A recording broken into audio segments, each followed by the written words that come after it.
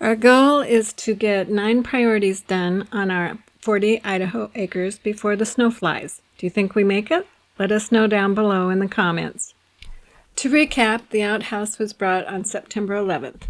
The road is still a work in progress, but it's mostly complete. Number 3, the well. No, we don't have the well done and don't know when it's going to be done. Number 4, the containers are here. Number 5, the goat pen is mostly complete, and it won't be finished until the barn's actually done. My husband doesn't believe in making a lightweight fence post driver for metal posts.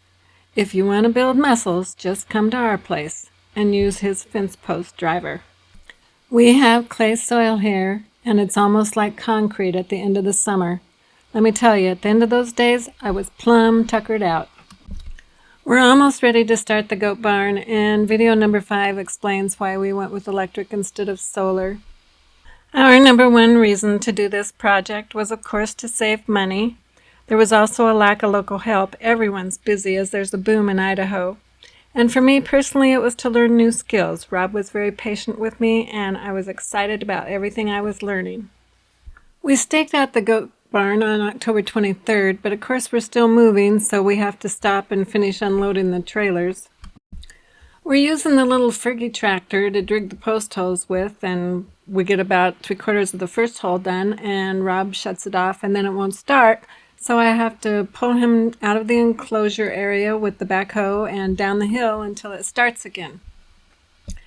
Rob worked on Fergie in the morning while I did chores, and then we tried to dig some more post holes.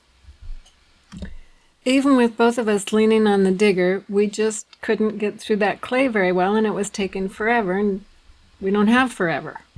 Rob rigged up a metal bar at the top of Fergie, and he brought the backhoe over and used the backhoe to push down on the post hole digger, and that went much better.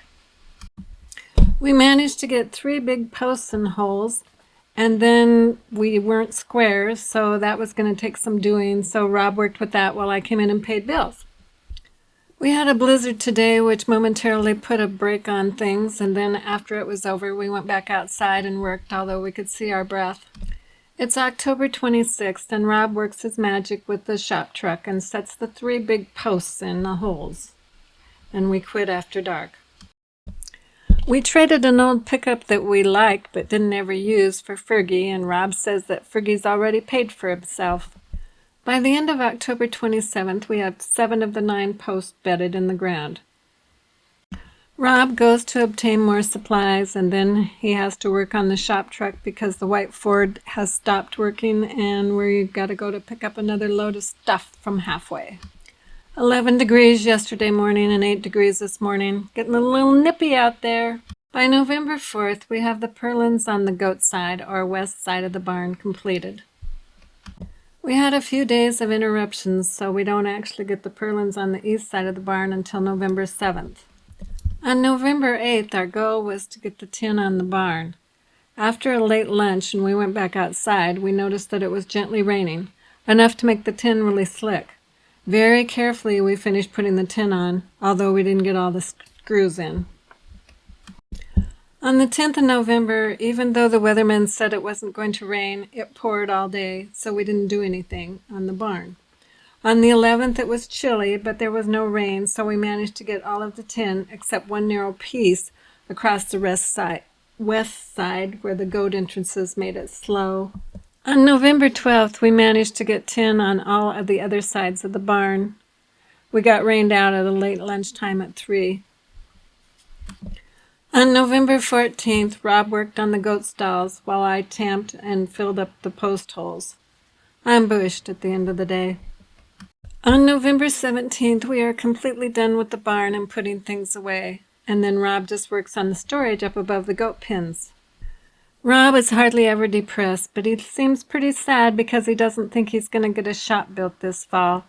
But today, which is November 20th, our contractor, who lives just down the road, stopped by and said he thought they could start the shop in just a week or so. So Rob is all smiles again. Because we were able to use some of what we already had, we figured things out and we only spent a little over $2,000 on the barn, which makes us really happy. Even though Rob and our two friends built the shop in halfway in the middle of the winter, we don't think it's a good idea for a 70-year-old man to be doing that again, especially with this very tall shop. So even though it's hard to find labor in Idaho at this time, we're grateful that we do have a contractor and that the shop will be built soon. We have 3 priorities left to complete: the well, the shop, and the septic system. Join us to see if we get them completed before snow flies. Remember to like, comment, share, and subscribe. Thank you for joining us. We look forward to seeing you next time.